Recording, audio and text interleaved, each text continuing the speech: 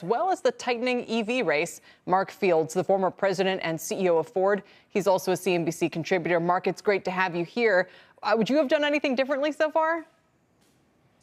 Well, from an automaker standpoint, I think they're doing exactly the right thing, which is, listen, they don't disagree that a raise is in order for their employees. The issue right now is the size of the ask. And, what they want to do is they want to make sure they have a fair agreement for both their employees, but also the company, so it doesn't really cripple them with uncompetitive labor costs, particularly as they face off with EVs with folks like Tesla and some of the other new startups. So I think they're doing exactly the right thing. They're getting more aggressive with their communications because, the UAW has been out there with a very unconventional approach on talking about the status of the negotiations. And, you usually do have a degree of rhetoric during negotiations, but this has been over the top. And I think the automakers now are starting to fight fire with fire and lay out their view of the status of the negotiations and how important it is to keep their business competitive, but also make sure their employees are rewarded with record contracts. I was somewhat surprised to see, Mark, in some of the requests, I'll call them that, of the UAW, that the companies return to a traditional pension plan, a defined benefit plan. How unusual do you think that is? Does it have any chance of getting through? It feels so, 1970s-ish.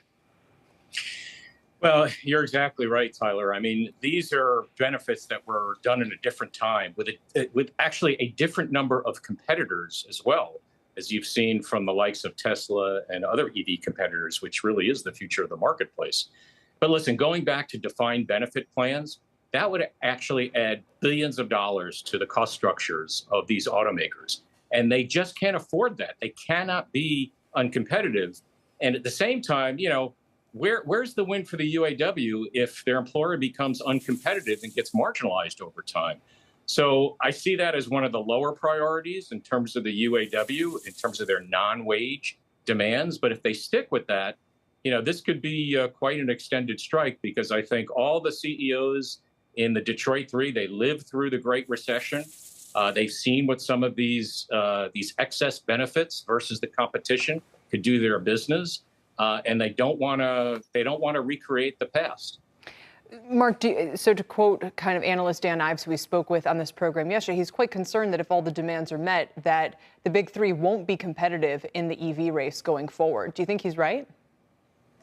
Well, I think if you take at face value all of the demands that the UAW is making, and keep in mind, Kelly, I mean, this is about negotiations. So, of course, you put all of your demands out there, understanding that you won't get all of them. But, if hypothetically, if they were to get all they wanted in their demands, I mean, it would make the automakers extremely uncompetitive versus the likes of Tesla. I mean, right now you have about a $20 an hour difference in the labor costs between the Detroit Three and Tesla. That's only going to get widened. And if you go, the full Monty on all of these benefits, then it becomes a very, very difficult future for the automakers. But I don't think it'll end up that way.